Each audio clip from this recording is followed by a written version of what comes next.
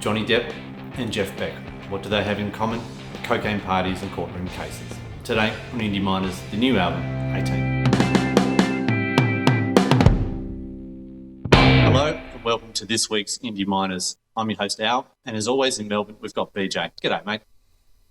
G'day, mate. Hope everything's well. Very much looking forward to getting into this, given the recent decision.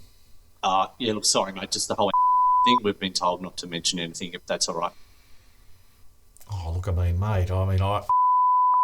From my opinion, look, he's very talk about, and she has a Yep. I mean, as long as pistol, all right, surely everything should be golden. Mate, sorry, can we just get to the rundown again, the legal stuff? Yep. Jeff Beck and Johnny Depp have collaborated for the album 18. It is largely a covers album. We can get into some of the detail later, but there are a number of tracks. It is 55 minutes in length, which is very much on the long side, if you ask me. And in terms of breaking it down, given it's a covers album, it is very much a mixed take. We have things that are ranging from what I'd call new metal to dancehall instrumentals. And it is very much all over the place, except to say that it does come across in interpreting the numbers as very much highly productionized. It's very much more on the negative side of things, which maybe is a result of Johnny Depp's state of mind.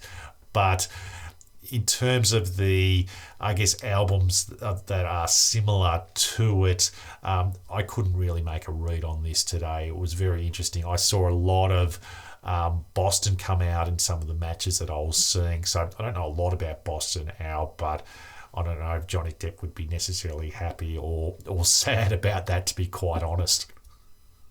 Yeah. No, thanks, mate. In terms of first impressions, look, it was a struggle, mate. I really feel like Jeff Beck has been thrown under the bus here. I feel like he's a chef that's opened up the fridge to find minimal ingredients. I really think that he struggled to produce what they were idealistically aiming towards, being the album title 18. The highlight's probably the artwork on the album, where it was actually Jeff Beck's wife who did pictures of both the boys when they were 18. But it was a real struggle, to be honest, mates. I feel basically, they say that he dropped out of school at age 15 and to pursue a musical career. It's taken him many years. I feel like he's got a whole heap of yes men around him that have basically kind of almost enabled this idea of, Johnny, you could be a great musician. What are your thoughts, mate? Yeah, look, I thought it was very mediocre. It's probably not the worst album that I've ever listened to, by the way, but as I said, it wasn't great by any chance. As I said, it's mainly a covers album, right? So in terms of the two songs that Depp did actually write, one of them by the name of Sad Motherfucker Parade, so that's the name of the title. I'll describe that as a poor man's gutter poetry.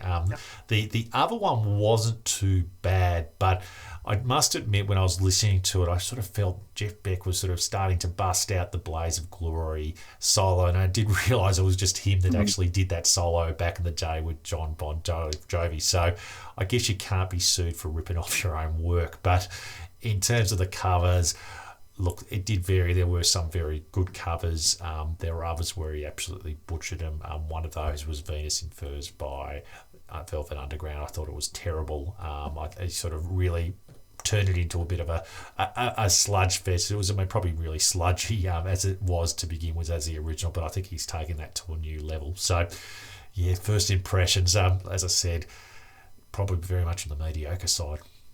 Yeah, thanks. And look, heading into the next part of the show, the top tracks, if ever there was a promotion for kids not to do drugs, this is the album that really signifies that.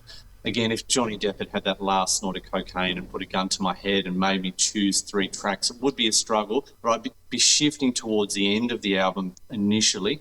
The tracks Let It Be Me, which flows onto the tracks Stars, would take number 3 and number 2 for me. I think in terms of Johnny Depp's voice, these probably are the highlights of the album.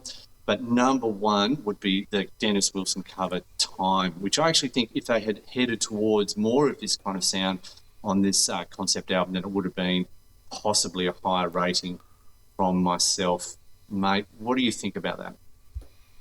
Yeah, that isn't too bad. Look, especially with time. I mean, Dennis Wilson, he seems to be the dead rock star of choice for the rich and famous these days. And one could see back in the day someone with the likes of Johnny Depp, Taylor Walkers, and John Stamos, getting on those nose beers, listening to it. It's almost like the original yacht rock. But I don't mind that song. In fact, you should really check out the original for that. But no, that wasn't too bad, mate. Yeah. And look, in terms of giving it a final verdict, a little side funny note was that when Johnny Depp was in a relationship with Winona Ryder, of course, he was famous for getting that tattoo of her name on there. And when they broke up, decided to change that to Wino Forever. My wondering, of course, is will Jeff Beck do the same thing? Does he need to wash this tattoo of Johnny Depp off at some stage once the whole cocaine party wears off? Because I'm giving it a 1, which is the lowest rating of any album I've given of all time. Mate, I don't know what your thoughts are on that, but it's a 1 star from me. Yeah, look, I don't know what you could do with Johnny Depp on the arm there. It'd be interesting to know what you could turn that into. But I'm giving this 2 stars. It felt like an uncanny valley for me. It certainly sounded like a productionized album, sung by somebody who it clearly isn't their day job, which certainly isn't for Johnny Depp, even though he probably thinks he is. What saved the album was Jeff Beck's shredding. He's obviously a very good guitarist. He's very much a guitar virtuoso, but I do wonder how many times he actually stayed back late to lay down tracks and how much Johnny Depp and the others actually contributed. So I can only see this album gaining notoriety over the years. I think the lawyers will love it in terms of the album and lyric choices. There we go. So there it is, 18 by Jeff Beck and Johnny Depp. That wraps up another episode of Indie Miners. Please look to subscribe to the channel, follow us on Twitter, and let us know if there's an album you would like us to look at. So until next time, bye for now, and thank you for watching.